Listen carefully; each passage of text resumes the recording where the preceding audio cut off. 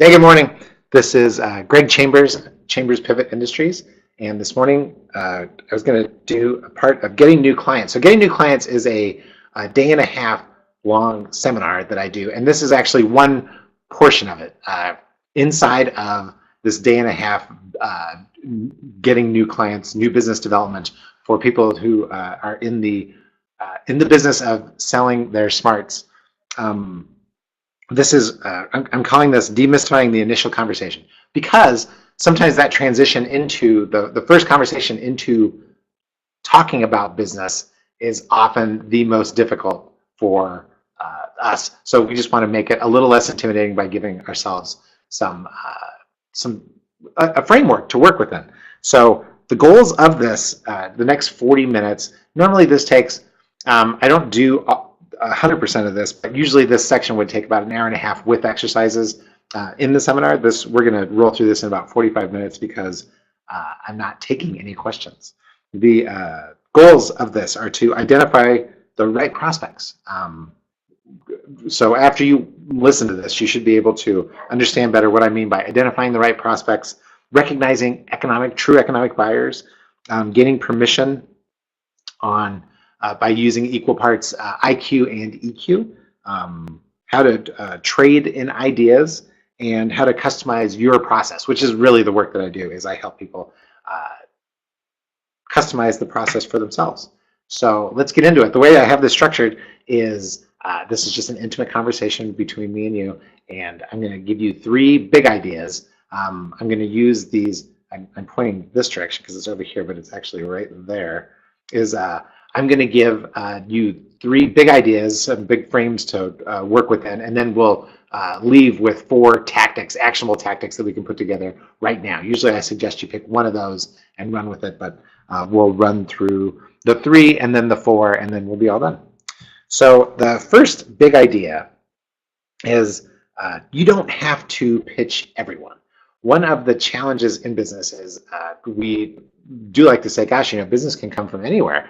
And you just never know who you're going to bump into, right? You hear these stories all the time. I was just standing in line to buy a hot dog at the Green Bay Packer game, and I bumped into so-and-so, and it led to this and this. Those are great stories because they're great stories. But if we're trying to develop our business on purpose, the first thing we need to do is we need to make sure that we're focusing our effort on the right people. You're always going to need somebody who can actually select and pay for your services, right? So that's our economic buyer in a broad sense. You need, once you've met people who can pay for and use your services, you need to make sure that your values align, right? That you have matching outcomes that you're after and beliefs that you work within. There's nothing worse than trying to work with somebody who you have a fundamental disagreement with.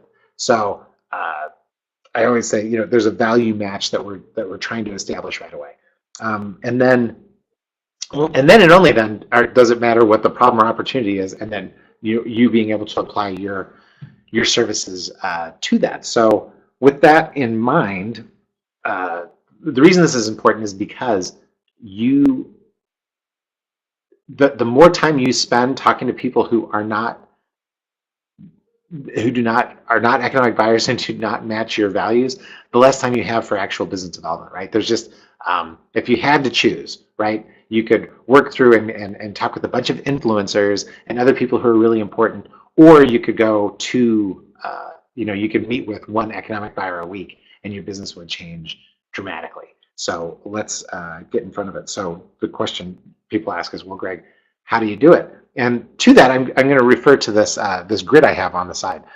So on the x-axis, we have product complexity from simple. Boy, it's going to throw me off. It's from simple to complex. The plus side is complex. You work in the complex side. Simple to me is something like a pen, right?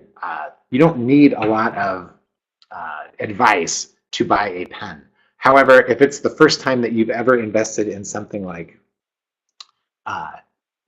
cloud storage and you know nothing about cloud storage, to you that's a complex product.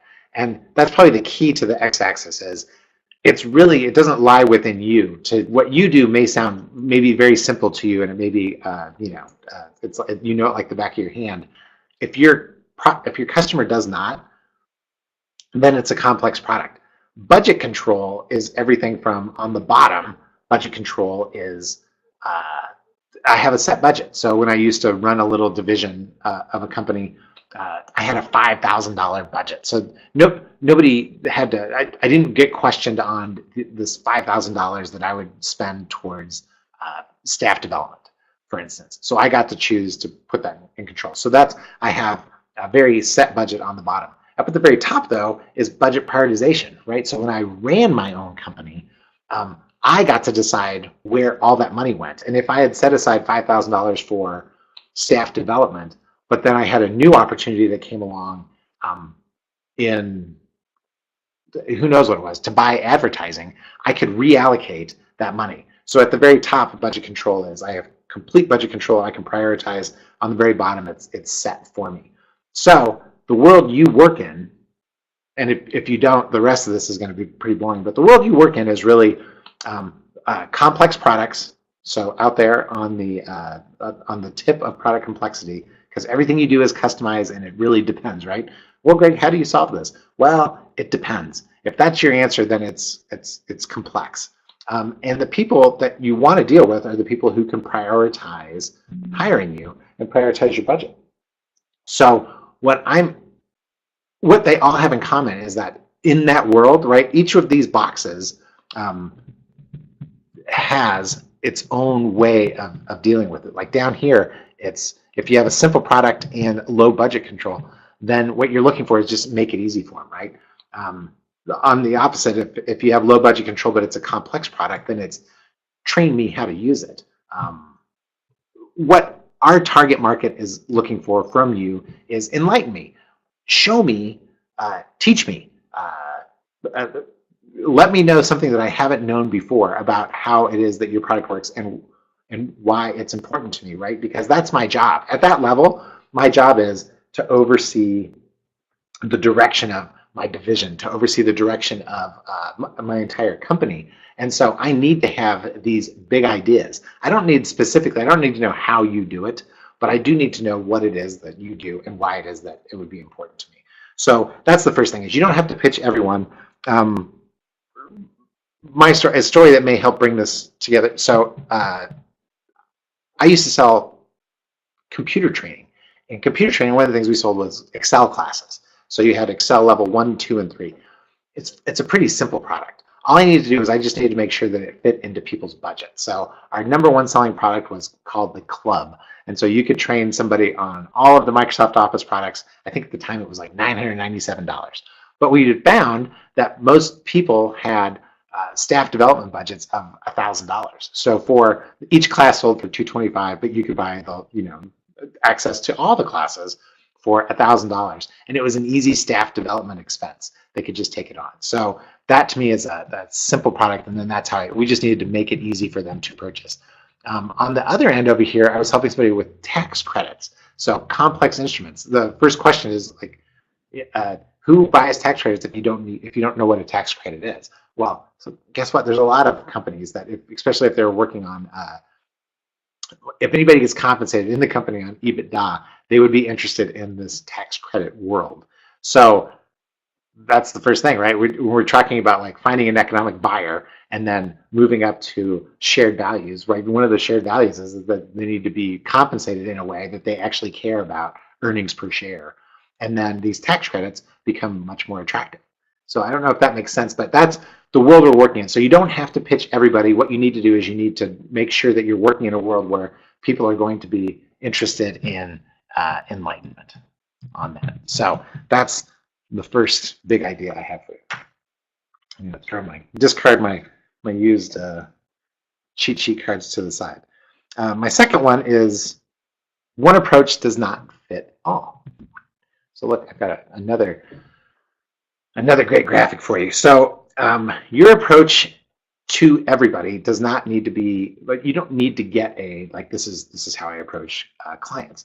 You need to be a little more sophisticated than that, in that this is how I approach a particular type of client, and it's on a scale. You're going to work with people over time. So some people, I always look at it on the two axes are relationship. So what kind of relationship do I have with this person? Do they know who I am, and how well do they know me? How well do they trust me, right? Because that's that whole trust. And if you've ever seen me go through the trust equation, there is we can actually put a little equation together that shows what trust is. And then have I demonstrated any value to them before? So on the relationship piece, are they a stranger, or are they all the way to a confidant, right? They tell me their deepest, darkest secrets.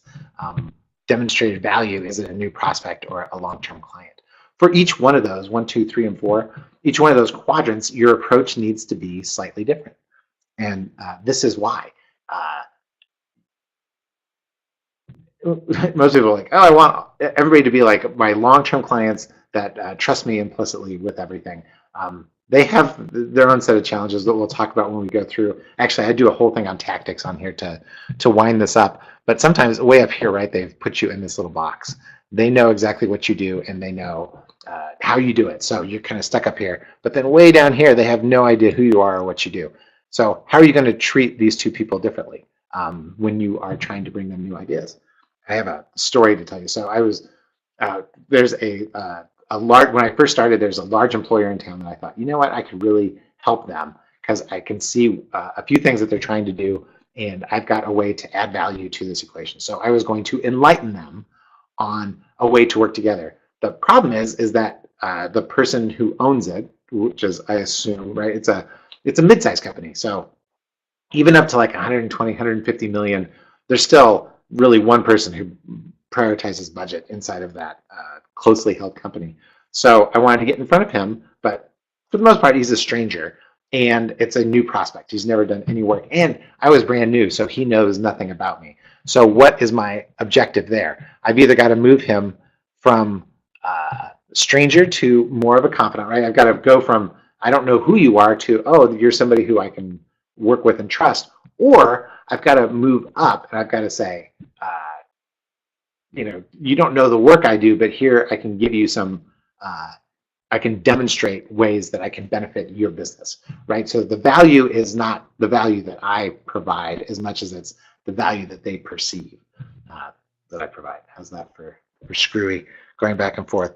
So I gave myself 2 years to work into this relationship. So the first pieces are, up here was developing intellectual property that applied to his business and sending it to him. The other one was asking people I knew, could they introduce me, so that could I borrow some of their relationship to work with them to move up. So that's what I'm talking about when we're moving along there, because in a perfect world, right, we could like move this direction all the way up to this is what you do. But my main point is you just don't treat these people the same way when you're doing your work. You need to have an approach that works for each one of them. You can't see outside, but my Wilson is protecting the perimeter. Wilson, my border collie. So that's number 2. So number 1 was you don't have to pitch everyone. Number 2 is one approach does not fit all. Now the last one is I just finished the book on this, The Human Being's Guide to Business Growth, and it's really built around this particular concept, which is fit. I call it fit, as you can see on there. And this is using your individual strengths to get the job done. So what I mean by this is anytime that you have a task in front of you, whether you're good at it or not, if you can apply your strengths, so you're perceived, this is what I think that I'm good at, or a way that I like to approach things. If I can apply that to the task, I'm more likely to get it done, and I'm more likely to do it in a way that doesn't destroy me emotionally, or actually provide results that I can't live with because I didn't like exactly how I did it. So the way that this graphic works is I take results, right? So if you have 0 effort down here, and you're probably going to get 0 results, right? So if I'm trying to get something done and I'm not trying to get it done, I'm probably not going to get it done, right? Those are the results. And then over time, if I'm giving more effort, right, I get better results. However, you can't work at 100% all the time is really the big concept behind this. So there is a law of diminishing returns represented by this outside portion where I'm overworked. I'm working out of fear. I'm simply doing it because I feel obligated to the job. But my returns start to diminish over time, even though I'm putting in supreme effort. So what you're really after is inside of here where we're optimized, energized, and we're working inside of our self-interest. And for the long term, that's where we can generate the largest amount of results. So the way that this works in the initial conversation is when you're having that initial conversation, you need to make sure you're doing it in your own way. So if you haven't taken, so the other part of this is I suggest everybody takes the VIA of character strengths. And I apologize that you hear these clicks. I know that this microphone picks up all those clicks dramatically. So go to VIA, I think it's viacharacterstrengths.com or something like that. But it's free. You can take the test. It will rank you on, I want to say it's like 36 character strengths. And these are how you perceive yourself is what this is. This is a self-diagnostic. So when you finish with it, you should say, oh, you know what, that pretty much sounds like me. These top 3 sound like me. And then we apply it.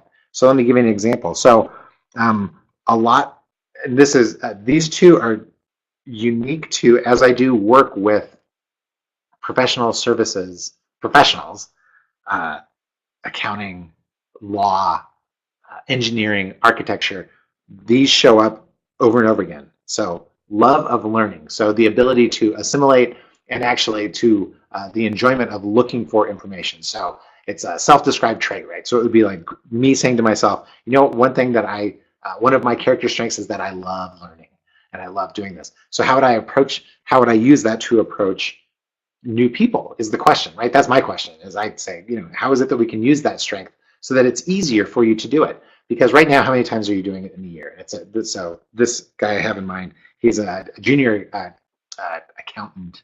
So when he wants to work towards partner, and so they're investing in him to work towards partner. And to do that, he's got to go find new clients. How many new client conversations have you had this year? Well, not really very many, but I need to do more of them. Okay, but if we had to put a number on it, what is that number? Well, I don't know. Every other month. Are you having one every other month? Yes. Okay. So can we say 6? So we just say 6. What are we trying to get to this next year? I mean, truly, if we can double that to 12 and we can be more effective inside those 12 conversations, you're going to see some results inside of that year 1 that's going to get you on your path to partnership, right? Down the road, which is not happening inside of this next year. So how can we apply love of learning to approaching economic buyers? And that's the question. And the answer, you know, varies, but for the most part, it's turning it into, you got to turn it into a learning game. This, I'm going to use this language and I'm going to try this event and I'm going to see if I can make this happen. And that becomes, you know, my A in my A/B test. And then after I've run that through 4 people, I'm going to try the next 4 with a slight alteration, and I'm going to compare results. So that is an easy way. We only do it, you know, the 8 times or the 12 times a year that he's feeling good. Like I'm not asking him when he's all beat up or during tax season. During tax season, we're not going to do any. So right, we're going to miss a few months in there, but other months when he's feeling more relaxed and able to approach more people, we're going to apply his love of learning. Here's another one that shows up in there is critical thinking. So I've got an investment bank analyst who wants to bring in more business for the firm because obviously you get compensated for it, right? I mean, ultimately that's your self-interest. So his self-interest is I want a greater share in things, and by rainmaking, by bringing in the business, I'm going to be able to do that. So how can we apply that critical thinking to the initial conversation, make the initial conversation easier? One is for him, all we did was he loved to write at the same time. That's what we did. We had him start writing his thoughts on topics that the economic buyer needed to be educated on, so that we could enlighten them. And so initially he would email them. Then we got brave enough that we could actually make a phone call and then send the information, all the way to let's get together and we could set up a coffee, and then I'm going to share my research with you It's not like I made this stuff up. McKinsey built their entire business off of this model. In doing this, they just didn't necessarily apply strengths, right? Those people did it. They were hired to go find this business that way. I'm saying all of us, regardless of how salesy or how comfortable you are in persuading people, you can apply your strengths to this and you can get this done. So those are the big ideas I have for you that just kind of orient us. So let's run backwards through them. You don't have to talk to everybody. You just want to talk to the people that you're going to be enlightening, that want to be enlightened. You don't treat them all the same when you've identified them. They're going to be in different areas in this grid, and so plan accordingly and know that it's a process. It's not an event. It's not going to happen all at once, even though we'd love it to. And then when you do actually do your approach, make sure that it fits with who you are, because you'll get more out of it. You won't have to work too hard for it to where you get burned out, and then you won't do too little of it where you never get to see the results of your effort. So those are my 3 big ideas. So the next thing you want to know is, how do we do these things? Let's move into tactics. The first idea that's a tactic is to bring ideas. So this is, I talked about the IQ, EQ piece of things. This is the IQ piece. Generally, I've not met anybody inside of professional services who is not extremely bright. And so as being extremely bright, you generally score really well on the IQ piece of things. The EQ piece of things, so if IQ is intelligence quotient, just to make, I guess, just to define that we're on the same page. So we have IQ, which is our intelligence quotient, right? EQ is the, oh man, what a terrible Q. EQ is the study of our emotional, like how are we in interacting with people. So if you contrast these two things, when people are high IQ, low EQ, it's painful because they're brainiacs that are just talking to you, and they can't seem to you can't get on the same page with them, right? It doesn't feel good. It's stilted. I think of like some super intelligent person with Asperger's. They just can't relate. They can't read you, and so they're painful to work with, but they may be brilliant at what they do. So I heard this referred to once as brains on a stick. We want their brain, but at the same time, we don't want to talk to them. On the flip side, though, is somebody who's too high on EQ, not IQ. So it feels great. Gosh, Greg, this is fun. This is great. I loved it. But then you walk away and you're like, I don't think I got anything out of it, right? It was a massage. It was an event. It was a fun event, but I'm not getting anything from it. So what we're after is a balance between those two. So when you're talking to people to enlighten them, this is a way that you are demonstrating your balance between these things, because you are bringing them something for free, and you are giving them your intellect, right? You're doing ideas that are based on their business. And I guess that's the trick of the whole thing, is when I say you need to bring ideas to prospects. I am saying bring your best ideas, and I'm saying make sure that they are ideas that their company could possibly implement. Some people say, "Gosh, well, Greg, why would I want to give away my secrets?" Well, because at that level, those people are not. They're not. If they think they can do it themselves, they'd be doing it themselves. But more than likely, they've tried it and it's just not worked, and they never really figured out why. But then that's the other thing, is that they're like, well, Greg, I do the same things that other people do. Excuse me. Why? I don't know that bringing them these ideas is going to benefit them. How do I know if it benefits them? And my point is it doesn't matter if it benefits them or not. This is where I say the intent counts more than the idea. So one of my favorite sayings is intent counts more than technique. Like, it doesn't matter how you do, what exactly you're doing, but it matters a lot more like how you're doing it. So if I give these talks and I really am not trying to help you, you can detect it right away and you run away. The reason people listen to these is because they're like, oh, Greg seems to be trying to help and he's trying to give me information that's going to work. And so the intent comes through loud and clear, right? It's like you just know when somebody's trying to sell you something, and you know when somebody's trying to help you. That's the same thing when you go shopping with ideas. You try to enlighten people with ideas. They will detect your intent much more than they will critique your ideas. So let me give you an example. When I started consulting, the easiest is I wanted to do this broad helping people grow their businesses, but I needed revenue right away. So the first thing I did was lead generation programs with AdWords. So my ideas generally were around their businesses and how to best use AdWords, which is Google's pay-per-click advertising, to generate leads for complex business-to-business sales. So I knew I wanted to work in that area of business-to-business. I didn't want to do much of the consumer stuff anymore. But to get there, I had to bring in my ideas. So that's what I did. So I'd go in and just tell them exactly what it is that they should do and how it would benefit their business. And from there, the conversation always changed, right?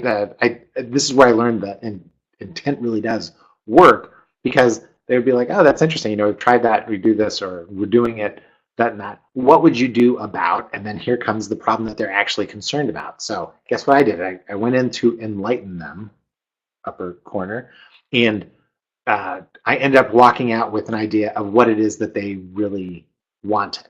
Why is that? Sometimes it was relationship.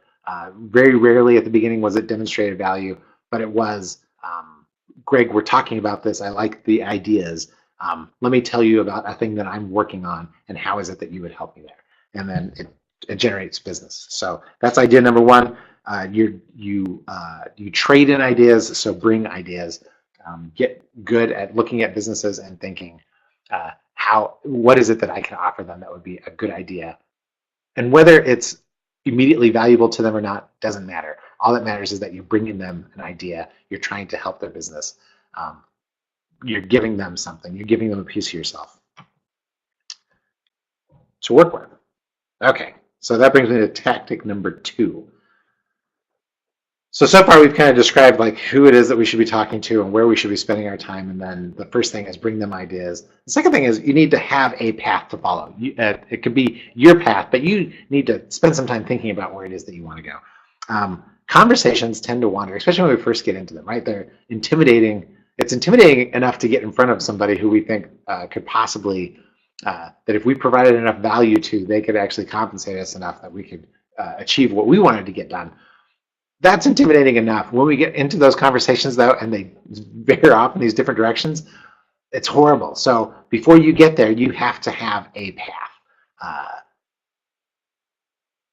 to go. So the saying is, start anywhere, go everywhere. So the only way you can do that is if you have a good idea as a map as far as where it is that what the things are that you want to get accomplished.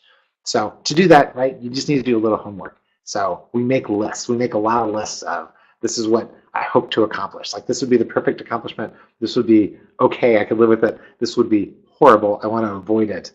Knowing that, how is it I'm going to structure this thing? Oh, it's a lunch. It's going to be a crowded restaurant. It's going to be noisy. I need to be prepared for that. It's somebody I know socially that I've just met, or that I'm going to just talk about business for the first time. So there's going to be a lot of catching up socially that goes on. How is it that I'm going to transition this conversation? My point is, have a plan. And to do that, we use a simple tool, an agenda. And it's actually, I love to have things written out. And this is what I hope to accomplish, this is what I hope to talk about. Lists are powerful, but they're most powerful in a physical representation where everybody can see it. Human beings have a need to complete lists. The reason we make lists is because we want to get things done. So when a list is sitting there, and if the conversation is meandering for too long and lunch is wrapping up and we still haven't gotten to elements of that items on that list, they will get done. That's the benefit of holding it. The disadvantage when you're with a type A personality is they will grab the list and they will answer all the questions, and then you'll be there. My point is as long as you're prepared, it's like, what's going to happen if he grabs the list we run through it really quick, and then the conversation's over inside of 5 minutes. Well, prepare for it. Make sure that you're ready. So start anywhere, go everywhere. The key pieces to this is really not the agenda. The agenda has the advantage of giving us a place where we can refer back to, so that we can at least make sure that our most important items, and I really don't use much more than 2 or 3 as major agenda items. Usually, though, the way that this works in a conversation is I say, hey, Ken, I'm going to use Ken as my fictional person. Ken, I have a few things I want to get accomplished during this meeting, and I've written them down here. So I'm just going to put this here.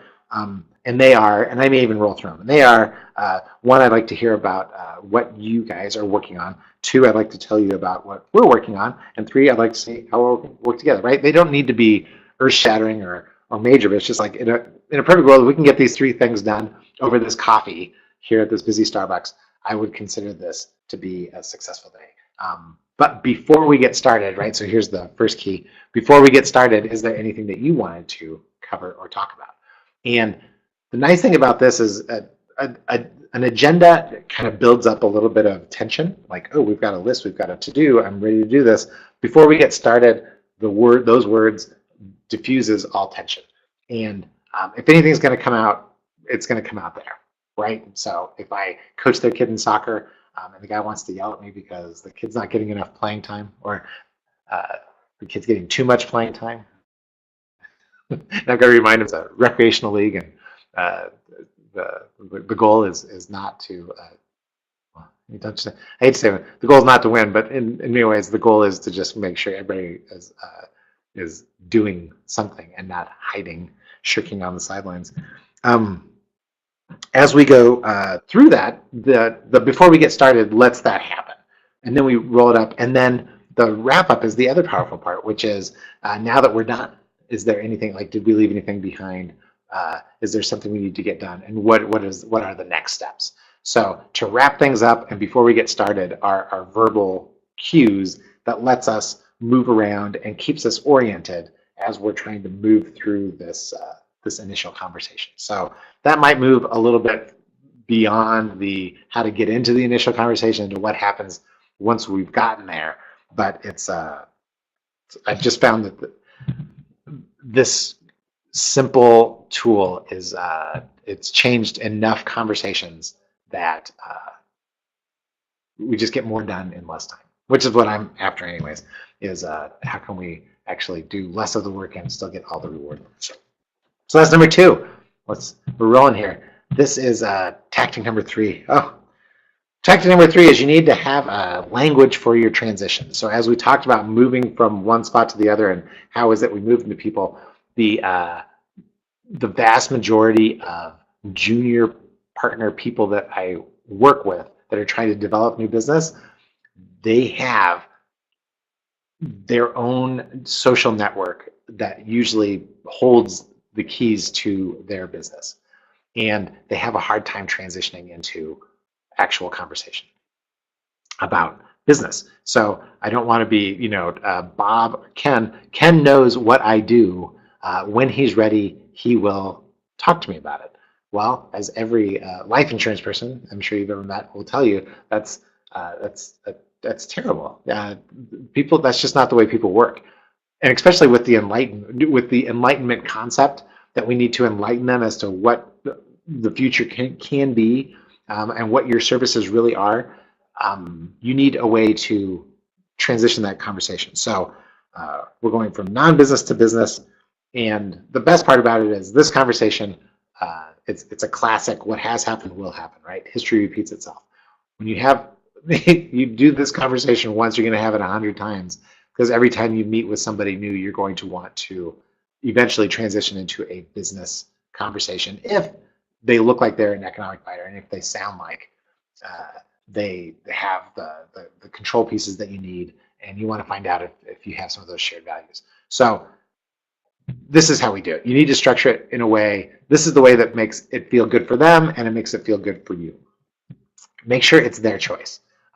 Not your choice. Nobody wants to be the manipulative, creepy guy who somehow persuades somebody, does hypnosis, and somehow persuade somebody to take an appointment with them. Just make it their choice from the very beginning. And if they I put a Y in here, yes or no, make yes and no equally valid.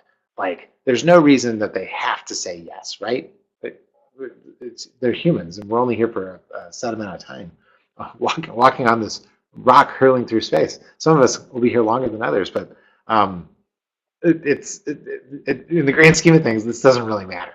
So make yes equivalent to no. So if they say no, it's no big deal. Yeah, and you can even say that. I say it all the time. Hey, yes or no, they're equally equivalent. There's no good and yes is not a better answer than no. No is not a better answer than yes. So make it their choice. Suggest a different setting. There's really no reason while you're at a fundraiser, talking by the bar, and you guys are both getting working on your first drink of the night, that you need to have a business conversation. Transition it to a different setting. Like we'll talk at a different time, and is that okay? And the way to do that is to talk. They'll want to know like what the conversation's about, right? So if you make it their choice, do you want to talk yes or no, and then say, and we can do it at a different time, at a better time, and they say, yeah, we do that. What are we going to talk about, right? Well, we're going to talk about their goals and your work, and so it's really that simple. You just need a statement that does those things, and guess what? Guess what Greg has for you today? I actually have the statement that you can use. So this is going to answer all 4 of these points, and I'll walk you through how it does it. So Ken again. Ken, would you be open to a separate conversation where we talk about like your company's goals, my firm's work, and if there's a way to work together, right? So that's a yes or no, right? Ken, would you be open to a separate conversation? So would you be open, it's your choice, to a separate conversation, not here, I'm not asking for here, but we're going to talk about your company's goals, my firm's work, and if there's a way to work together. That's all I want to talk about. Most business people are open to this conversation, but this is an easy one. If you can just get this into your head, you're going to have this conversation 100 times. You meet somebody and you say, God, it seems like somebody who I'd like to talk to more about this. Ask them, would you be open to a separate conversation? If they say, no, I don't feel like that would be appropriate, say, that's okay. My question is usually then, is this like it's never going to be appropriate, or that it's just that now is not a good time? Well, Greg, we already have people who help with that. We've just done a big thing with another, giant sales consulting agency. We just hired a new marketing person. We just hired a new chief of sales. This is just, it's not a good time. Okay, again, is this like never or not now? Because either one's okay. Like it really doesn't matter, but just let me know and I won't bug you again. And I really won't, because there's so many people who need your help. There's so many people who need my help. I can't possibly get to them all, and I don't need to. I only need a few to get through and to meet my low expectations, my low goals. Take care of Wilson the dog, who's looking at me now. So this is a nice way to do it. So just this should be just roll off your lips at all times. And it's nice. They don't mind it. You don't mind it, and it's a good way to get off the soccer pitch where you're coaching somebody and you're talking to one of the parents, just like, hey, would you be open to a separate conversation? Yes or no. And what are we going to talk about? We're going to talk about, well, I'd like to hear about what you guys are working on, your goals, and I'd like to tell you about what we do, and then just want to see if there's anything in between. Oh, I don't think I'd be the right person to talk to. Okay, well, we can talk about that at the time. But I'd be curious as to why you wouldn't do it. Oh, because I sell your accounting. I'm not in accounting. I know, but you run the business. The ideas I have, the things that our firm does, go so far beyond traditional accounting. It's almost consulting. It's business consulting. But ultimately, what it does is it adds to your bottom line. Again, I don't really want to roll you through this conversation right now. Can I contact you? Can I give you a call? Can I send you an email? And we can set up a different time, a better time. So, and in case you're wondering, so Greg, you say this works really well. How well does this work? Well, I've got a lot of contacts, and I've got a lot of contacts who own businesses and who are people that I can help and work with. And I'd say I get 25%. So it's not like everybody's dying to meet with me. So I do get a lot of no's, like, I don't think I want to do that. And I also get, but most of them are not nows, which I've come to live with. So is the hit rate higher? It could be, but there's a lot more people who are like, hey, uh, yeah, let's meet, let's talk. I do have a question, a project, an idea. Um, I need to know what you do. I don't know what you do, right? So that's that whole, those first 2 slides I gave you, like, I don't know what you do. You haven't demonstrated any value. And I don't know, anything about what you sell. So can you enlighten me? So that's it. Number 3, have a language. Know your language. We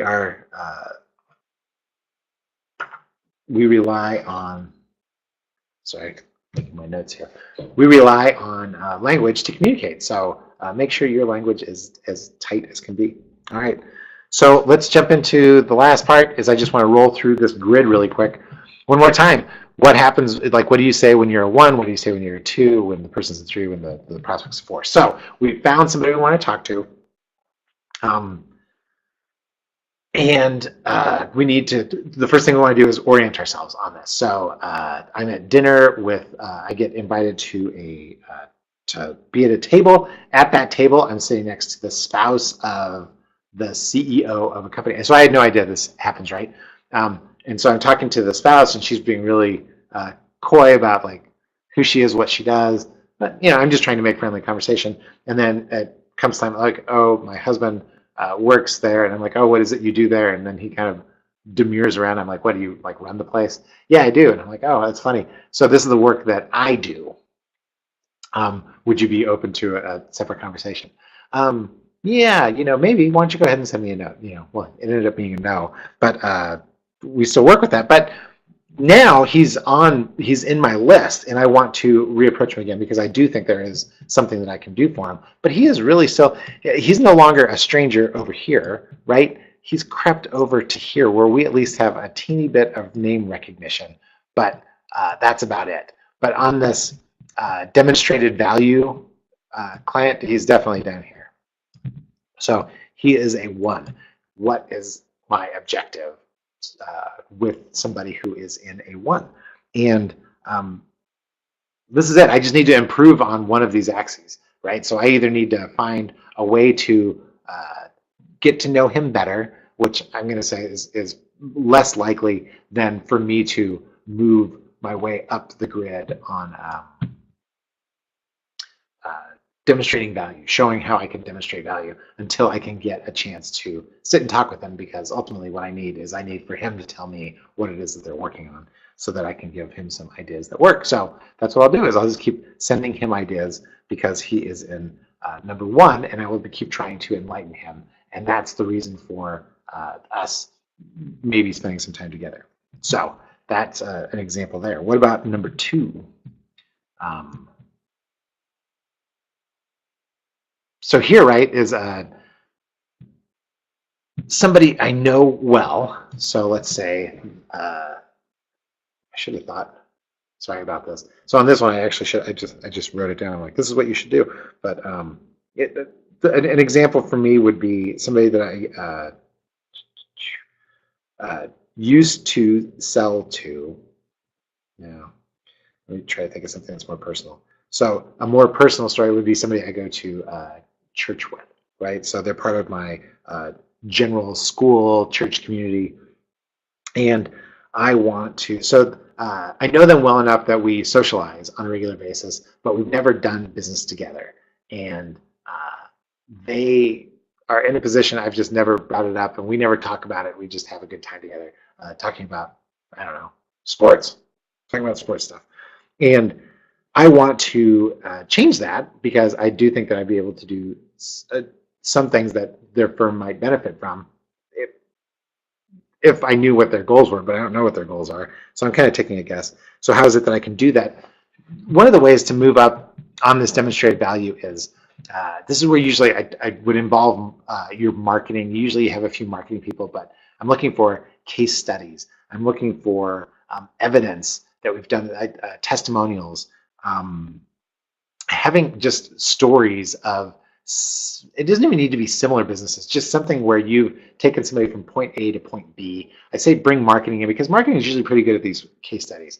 where I've moved somebody from, they're down here on point A. I'm trying to get this the circle exactly correct. They're here on point A. I want to move them up to point B, or we did move them to point B. And what transpired in between? Well, what transpired in between is where we made the difference. And so in making that difference, what is it that we uniquely brought to the table, right? What is it that we did that only we could have done?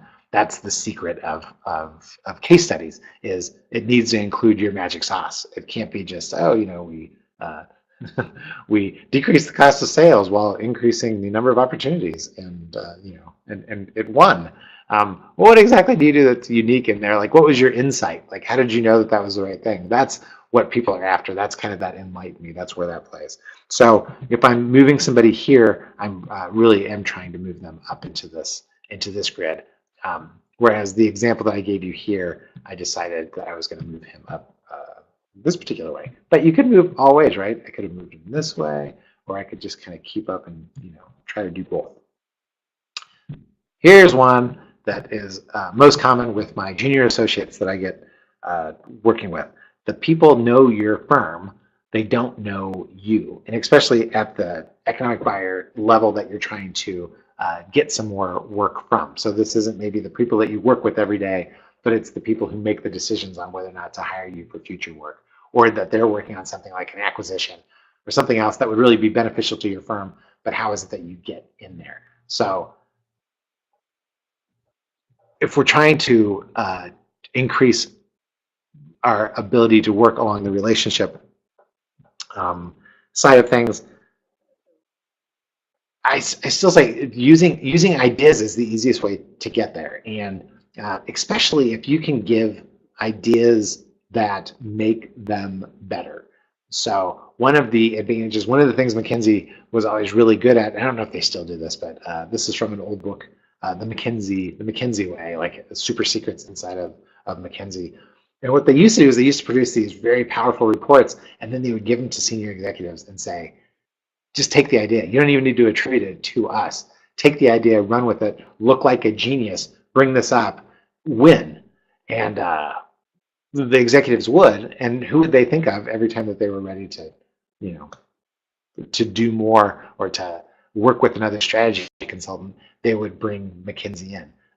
Same tactics. If you're trying to become somebody's confidant, do things for them that make them look. For some people, this is very natural. For others of you, you're going to have to really think about it. And if if it's that hard, commiserate. Find somebody else to help you along these lines. Which is the other thing, is that bring in other people that they already know and trust. Borrow some of their influence to work yourself along that relationship quadrant, so you can get into the spot 4. What are the challenges though when you're inside of spot 4? It's way up here, as we had talked about early on in slide 2. Is that, think of this is almost like, you know what this is? This is your family. Your family knows you so well and trusts you implicitly, right? And then they know exactly what you do, so they think. And so they've got you pigeonholed in here. The thing is like I'll draw a double box, because you can't break out of there. Like, there's no new ideas that are coming from you. So they're not strangers, and you're not new to them. But guess what? Greg always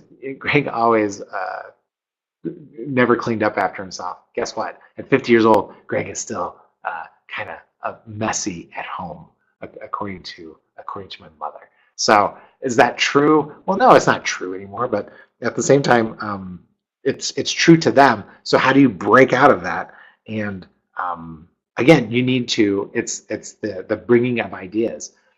At some point, you need to show them that you can do more, and that's just through demonstrating, and half the time it's through communicating.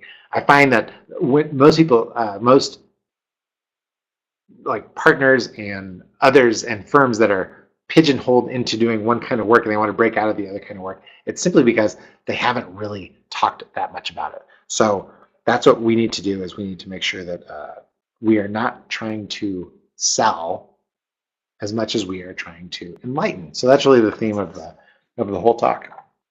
So that's it. So we ran through those the three big ideas and the four tactics, and hopefully that should help you at least make the initial conversation not seem so intimidating, right? So you don't have to pitch to everybody.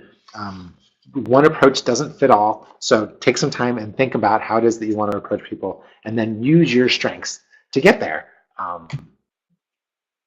It's the easiest way to do it because it takes the least amount of effort for you and it feels natural. But yeah, don't get stuck trying to implement somebody else's approach. And when you do talk to these people, bring ideas, have a path to follow. Give yourself a path so that you can work around and have a nice conversation with them, but be prepared for things. It's not that hard to know when you walk into somebody's office to imagine what an office looks like. And what's, there's going to be things on the wall that are important to them. There's going to be things for you to comment on, right? There's all these things that you know that are going to happen in there. Be prepared before you go in there. Am I going to sit at a little table off to the side? Are they going to bring me into the desk? I'm going to have to sit across the desk from them. How is this conversation going to go? And can I mentally prepare myself before I get there? Have that done. Have a language for transitions. Know what it is that you're going to say and why it is that it works. So in this case, we want to make sure it's always their choice as to whether or not you meet, and the value is going to come from. They're going to talk about themselves. You're going to talk about yourself. And then together, you're going to kind of decide, should we continue this conversation or what after that? And then, yeah, and then we talked a little bit about the customization of one approach does not fit all. We really rolled through those quickly. So again, this is a little bit longer than we would have done exercises, and then we would have critiqued those, and that's what happens inside of an actual workshop, and which is why it happens longer. But at the very least, you should be able to, right? We talked about how to ID the right prospect, how to recognize what a true economic buyer is. They can prioritize budget, and they talk about big goals and big ideas. You gain permission to talk to these people by balancing your IQ and your EQ, right? Your ideas with your ability to communicate those ideas and do it in a way that respects their intelligence. I talked about trading in ideas. Basically, start exercising your idea muscle. As you drive around, take a look, and just, you should always be thinking about how is it that we would, what is it that these guys are possibly trying to do, and how is it that we would bring value to that? And then customize your process. Make it work for you. The big thing is take that via test of character strengths if you haven't done it. I recommend you do it. So as always, if you want to go deeper into these or hear more business-specific examples that are just related to your business, we can do that. I can do that for you. Just feel free to reach out, email greg@chamberspivot.com or give me a call, 402-709-9962. I don't always pick up, but if you leave a message, I always get back within 90 minutes for people who are not clients and 60 minutes for clients. So that's it. Thanks for listening, and I hope this was helpful. And yeah, if you give me any feedback, let me know if this format works for you or if watching me for an hour is just too much. But if the process visuals, which are on this side, if the process visuals helped or didn't help, let me know. All right. Thanks a lot. Good selling.